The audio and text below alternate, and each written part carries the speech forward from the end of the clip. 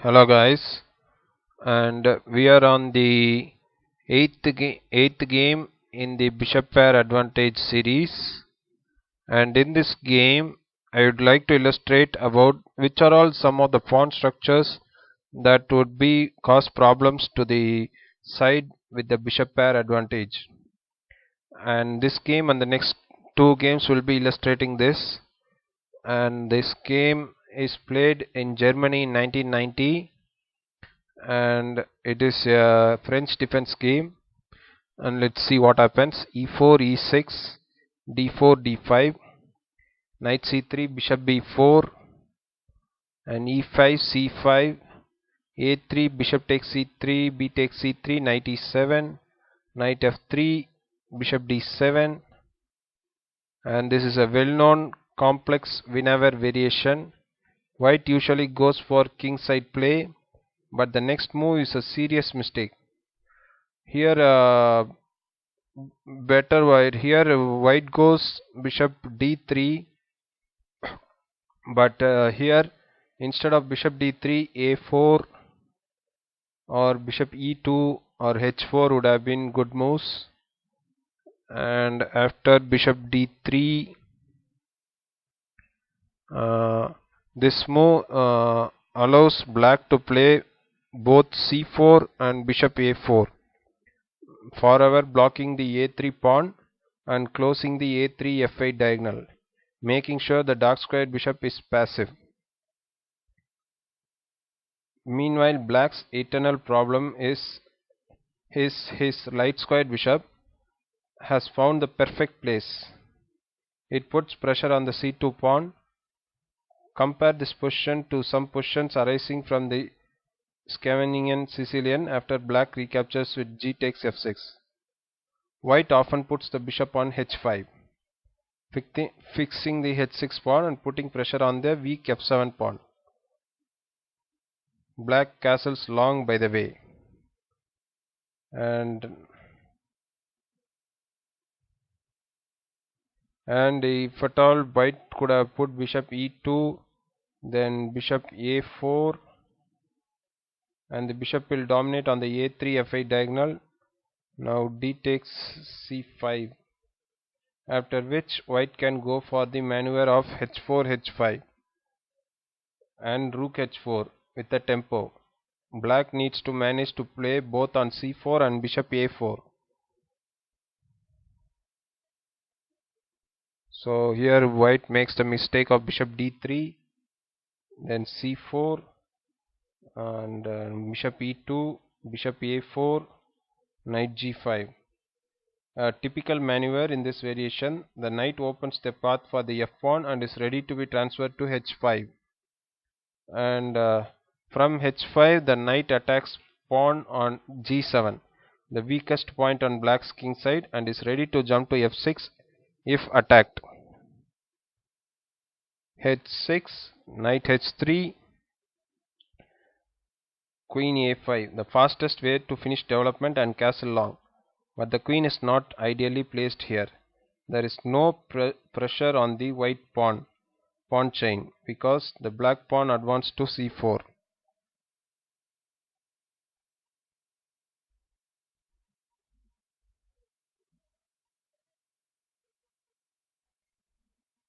Here instead black could go knight b c6, and after white castles, then king d7. This was a very interesting plan invented by Yusupov in the 70s and revitalized by Vitiogov 30 years later. The king is perfectly safe in the center, and the black queen is headed to h7. From there, it will support the king side expansion and attack the vulnerable c2 pawn, forcing some of white troops to defend it. And he has also tested this maneuver successfully many times throughout his career. Players who play this line regularly with the white pieces are almost certainly not familiar with Yusupov's idea.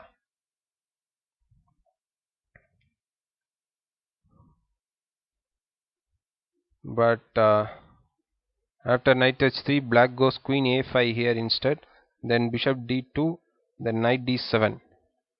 Knight bc6 is more common, but it is less flexible.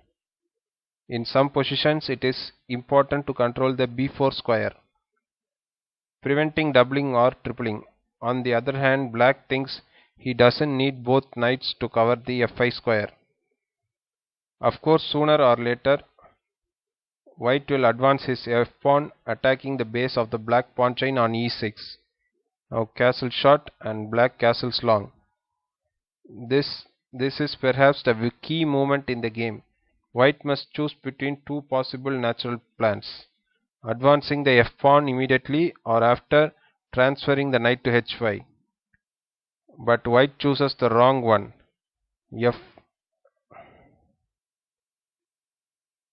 f4. Knight f4 was better. And here, after knight f4, g6 and rook b1, and the position is unclear. Black has problems with organizing a kingside attack. The very important resource of recapturing g takes f6 is no longer available. Advancing both the g pawn and h pawn will only create holes. On the other hand, white might have a hard time finding a promising plan. But here instead white goes f4, then f5, ef6. Of course, it is difficult to opt for something else and be stuck with a paralyzed bishop pair, allowing black to patiently carry out a kingside attack. This move does allow black to establish strong control over e4 square. G takes f6. Now it is clear that black's 12th move was very flexible. It looks like black perfectly predicted that he would have the chance to place knights on e4 and f6 or d6, while also including f5. Putting the knight on c6 instead of d7, black would have needed an extra tempo to establish this setup. Queen b1, knight f5, voluntarily allowing white's next move. Black simply infiltrates on e4.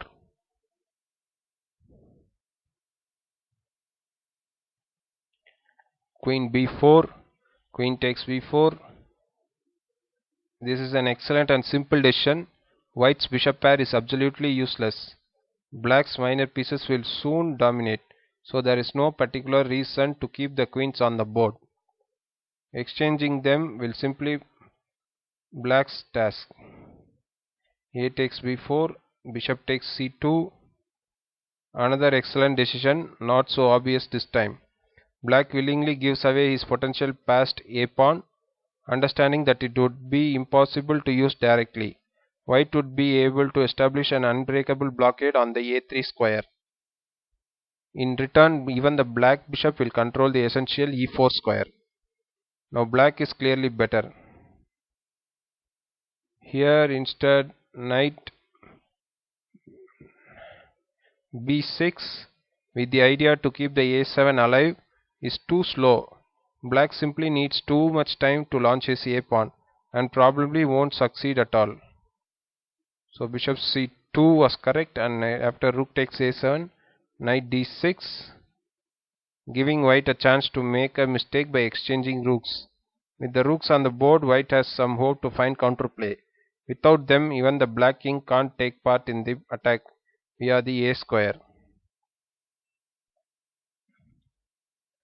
However, the position is almost hopeless for white due to many weaknesses and a very bad bishop pair. Black, on the other hand, has powerful knights that have access to many good squares, especially e4 and b5. Now bishop g4, white plays without a plan. Black step by step convincingly increases his undisputed advantage. f5, bishop f3, knight f6, rook c1, bishop e4. playing against the bishop pair, it is often good to exchange our theoretically bad bishop against their good one, leaving the opponent with a bad bishop. This game is a perfect example. Rook a8 check, king c7, rook takes d8, and this exchange is clearly in black's favor. White's position is hopeless. Rook takes d8, rook rook a1. The rook only has a defensive role on the a file. Now rook g8,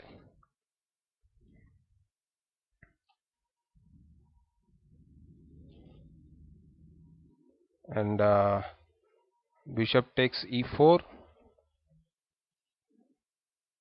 and now the game is over. Black simply attacks the c3 pawn with both knights and must leave the a file. I mean the white must leave the a file. Here king f2, knight g4 check,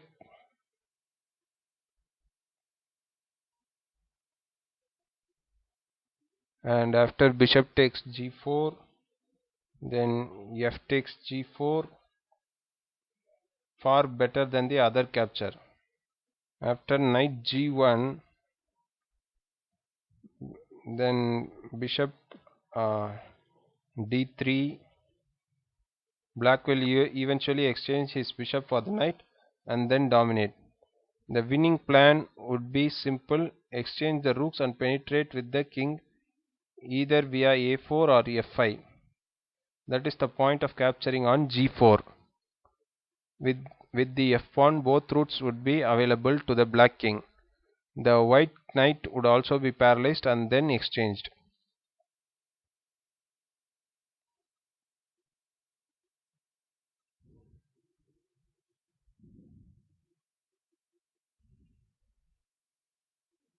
If at all king g1 is played, then bishop takes f3, g takes f3, and knight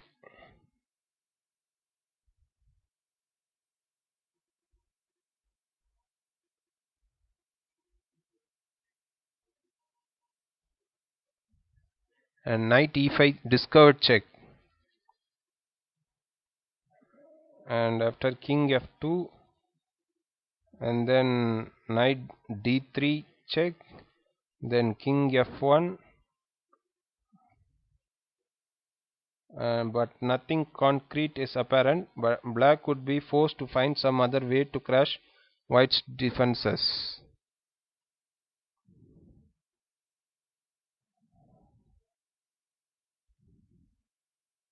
But here on the 26th move, white mistakenly takes the e4 bishop. Then after knight f takes e4, then bishop e1, knight b5, rook c1, rook a8, knight f2, and rook a3. Now everything is clear. After knight takes e4, d takes e4. Here f takes g4 is not good because white has counter chances of g4. So then after rook c2, king c6, king f2, knight c7, the final regrouping. The knight will attack both the c3 and f4 pawns and control the blockading square on e3. Black's king is headed to a4. King e2, knight d5, bishop d2, king b5, h3, h5, king f2, e3 check. Here even king a4 also wins. After bishop takes c3, rook takes c3, rook takes c3, knight takes c3, king g3, knight d5, bishop c1, king takes b4. And white's counterplay is not fast enough. King h4, king b3, king takes h5, king c2, bishop a3, knight takes f4, king g5, knight takes g2, and white resigned here. Though white played the final stage of the game badly, it is very instructive to follow black's flexible play in the opening and middle game, along with the simple and convincing logic in the endgame. Black set up his pawn structure advantageously. His knights clearly dominated. It does not matter that the players are not very well known. I would remind Bobby Fischer's advice that old and less popular players' games should also be analyzed. Okay, guys. I hope you would have learned through this game. It was a very illustrative game. I'll meet you in the next game. Thank you all.